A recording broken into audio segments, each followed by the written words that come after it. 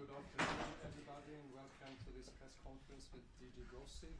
The board meeting is still going on, yes. But we will hold a press conference, and yeah. DG will give an opening statement before we take questions. Good afternoon. Thanks for coming.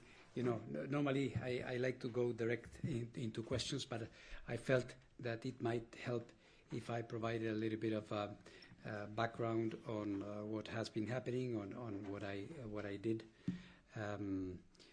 these past few days in the Gulf, and in particular the situation at Baraka. This episode is a very serious one, and it must be taken. I mean, any attack to a nuclear reactor, of course, a nuclear power plant is very serious.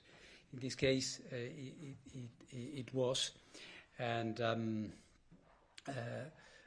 it was, as I mentioned now to the board, a direct hit of a quite big drone with a very strong payload that crashed into the wall of an electrical installation very near to one of the reactors, Unit 3, which I could see. It drew a very big hole. There was an explosion, and of course, immediately and in practical terms, it caused the stoppage of one of the units because it no longer had external power supply.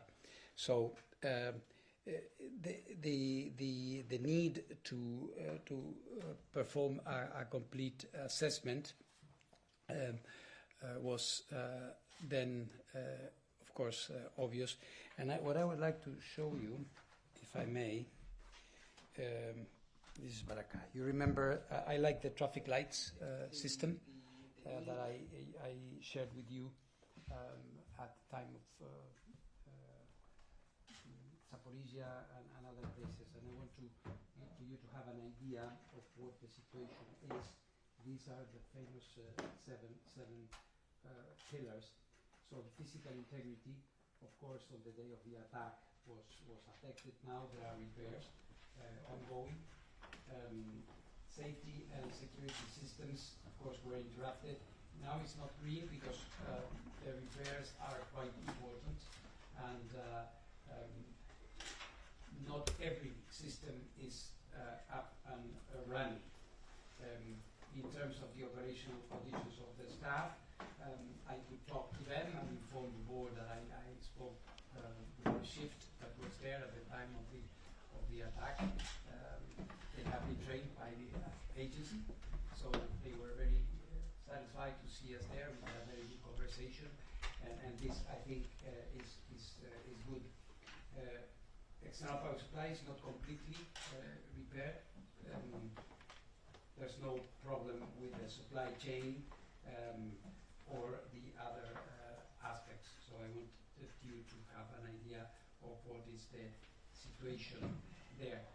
In our assessment, very serious event, very good, very professional reaction by the operator, which is really a young operator. So they were, I think it's fair to say that it was a test by fire. And they reacted quite well. You may have seen that I was in other countries as well, because the concern all over the Gulf is very clear. So I was in Kuwait.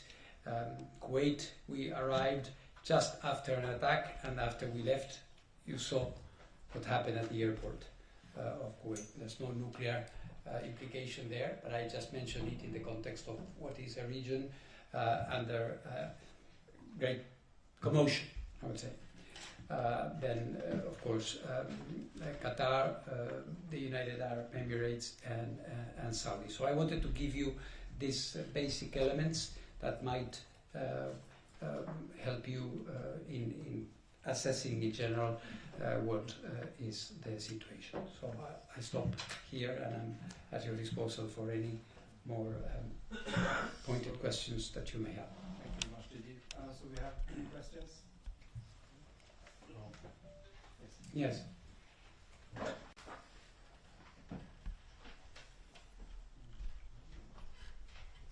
Yeah.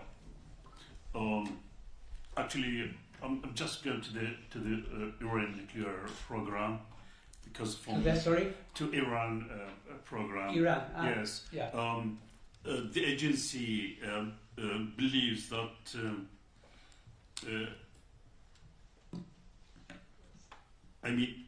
Believes that Iran did not engage with it during the period. And what specifically are you asking Tehran to do now? And what is the main obstacle to resuming full verification? Thank you. Well, obviously, there have been a number of attempts to re-establish our verification activities in Iran, both after the 12-day war and since the last military episodes this year. The issue here is multiple because Iran has a number of obligations in terms of informing us and giving us access for our inspection work. It is clear that under war circumstances this is not possible, but there has been quite a long ceasefire. We were able to perform some activities in facilities that they chose, like the Bushehr nuclear power plant and other facilities in Iran. So obviously there is an element of discretion and in terms of what they allow us to see and not. And as you all know, the obligations, the legal commitments by Iran still apply under any circumstance. So yeah, I would say this is the situation. And if you are asking about obstacles, I would say that there is this current situation, the conflict, the ongoing war. I mean, there is a ceasefire, but the war is still on, technically speaking, with Israel and with the United States. We have been taking part directly and at times indirectly in conversations amongst them, but I would say that these stand out on the part of Iran, of course. For us, the possibility of engage is always there, and it will always be there. Thank you. François. Hi, Digi. Since you mentioned the US-Iran talks, what's your sense of where we are right now, both in terms of how close we are to a ceasefire extension and whether this idea of a sort of a 60-day time frame to reach some kind of nuclear agreement is realistic? Maybe just start with that and have one follow-up on that. Yes, well, of course, as you know, we are not a party to this current process, but we are in contact separately with both. Our sense is that they seem to be pretty close to agreeing on what I would describe more with regards to the nuclear, because the other things are not within my purview. To a sort of a framework, organizational, I would say, structure to give themselves time to look into the different problems. So I would say it is a distinct possibility that we will have at least that, and then we will see. And since there's some talk of there's some discussion of a possible resolution at this board, like how would that impact this? The bigger picture of these diplomacy between the two sides, do you think? I'd rather abstain to commenting on that one. It's a member state issue, and if they want to have a resolution or not. For me, what's important is not to lose focus on the consultations that are taking part, because, and in this I think the solution for this is a diplomatic negotiation, and of course other things could be expressions of appeals and for Iran to do what it needs to do. Thank you. Thank you. This is Stephanie Lichtenstein reporting for the Associated Press. I would be interested to hear your assessment about the highly enriched uranium that is believed to be located inside Iran at various sites underground. whatever happens and whatever kind of a deal is going to be struck, maybe at some point in the future, from your assessment, what is technically and realistically the most realistic option? Is it to destroy the material, dilute the material, or on the ground inside Iran, or move it outside of the country? Well, first of all, thank you, Stephanie. First of all, it is clear that this issue remains central to any solution, to any agreement, to any understanding. It's not going anywhere. We have to address this issue. And what you mentioned are all alternatives. They are technically possible, either exporting it directly, or diluting it and then exporting or leaving it in country under the agency's control. It's a political decision. It's a political decision. Technically, it is possible. There are, of course, certain relative technical difficulties or technical consequences of certain actions. Of course, to take it as is might be more complicated. I said this publicly because it's in gas form. It's 60%, so it would rather be more, I would say, more difficult, more sensitive to move it in this way. But it's up to them. For the agency, we are a service. We are there to make sure that everything happens in a safe and secure manner, and that it is observed. Let me say that in terms of all these alternatives, we sometimes forget one issue. We have to go there first and check the amount, because it's been a long time, and without a clear baseline, the non-proliferation value of taking it out might even be relative.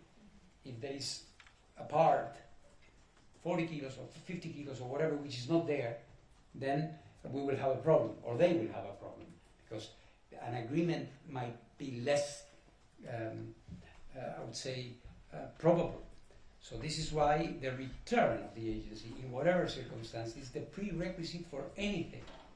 We have to go back, re-establish what is the situation, and then, of course, what we did in February and on other occasions, we have given our technical assessment of what is implied in each alternative. The agency has verified before downblending campaigns in Iran, as you all know. The agency has already verified export of nuclear material as a result of a political agreement before. So we can do all these things.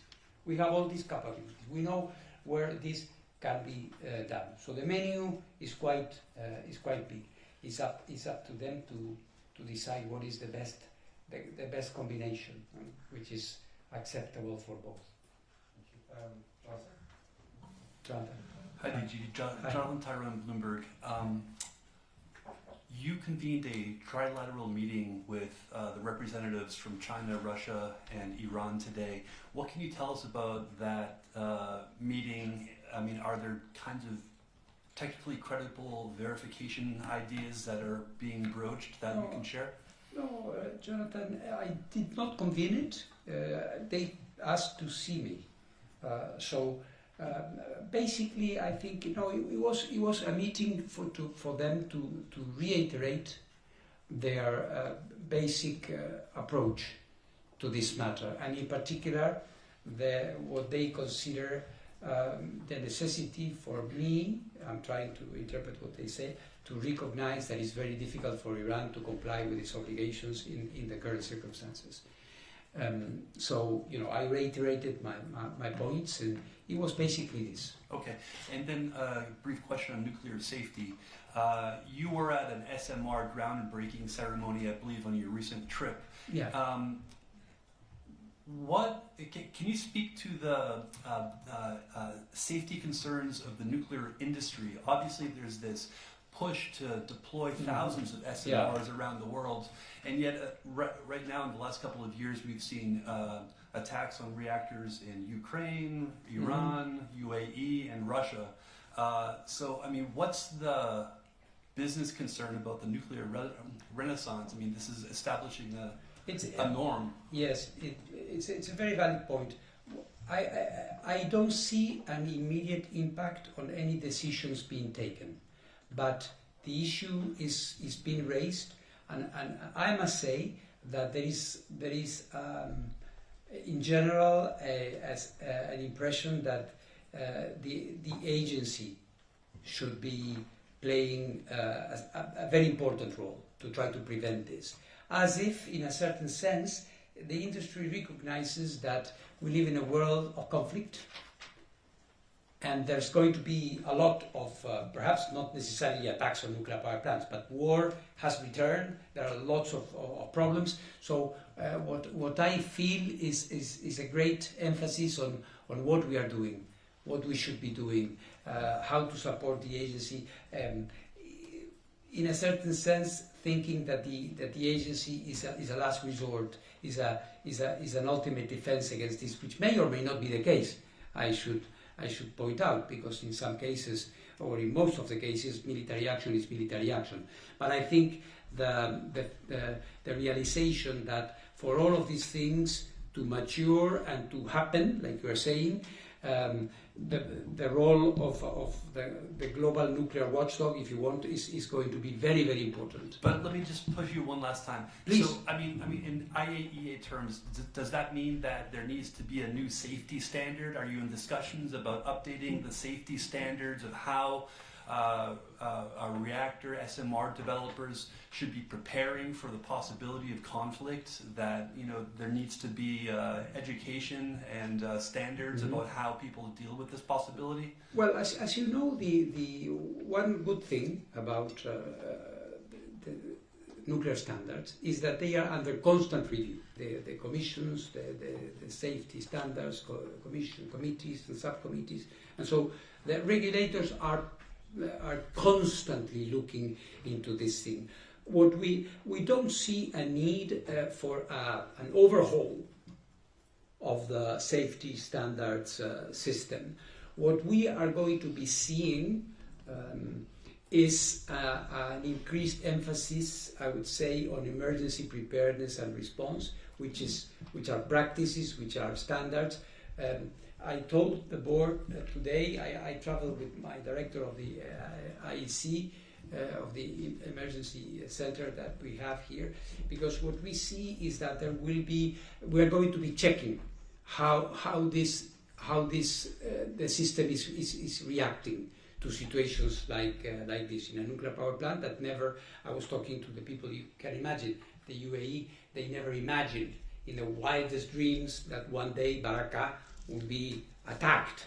So, and the system responded quite well, but I am sure that there will be analysis and evaluation. This is what I offered the Emiratis, and I think they are interested. There is going to be, for example, a further look into the layout of external power supply lines. This is a very, very clear point where we are going to be looking. You see, I just showed you the traffic light chart, and it's taking some time. So they are operating and stuff, but sometimes the connections and interconnections were not thought for situations where loops, loss of outside power, could happen more frequently. So to be continued. Stephanie had one more question. Yes, thank you very much. On this Baraka nuclear power plant in the UAE, how long after the strike on May 17th did it actually take before offsite power could be restored? Is it hours or days? And if I may connect this to Ukraine, the situation at Zaporizhzhia, why did it take so long to negotiate this recent ceasefire? What has prevented an agreement there? It's been a long time. Two things. On the first, it was a matter of hours. It was a matter of hours, between 9 and 12 hours. But I should say that the repairs still continue. All right. So the plant is not operating at the moment. They are looking at certain things, but they were able to come out of the emergency situation quite soon. That did not take them so much time. And in this sense, I praise them. They were very fast. They were on the ball quite clear. The second, it took 2 months. And the thing is that the damage is on the upper part of a number of pylons, the towers, that are very near the control line. So that made it was like like the special case of something difficult, because of the exposure, because of the ability of one or the other to maybe target the technical experts. So there were lots of conversations related to the different parameters, the time that this will take, and the exact geographical coordinates. That these ceasefires are very complicated to negotiate, because you have the nuclear safety part of it, you have the military part of it, and you have the political. So it's like the three until you have them aligned. It took us 2 months. But in this relatively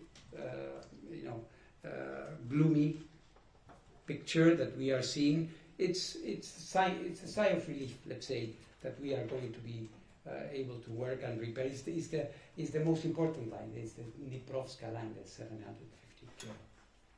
So I think we have a final question over there. Yes, sir. Isa from Al Jazeera.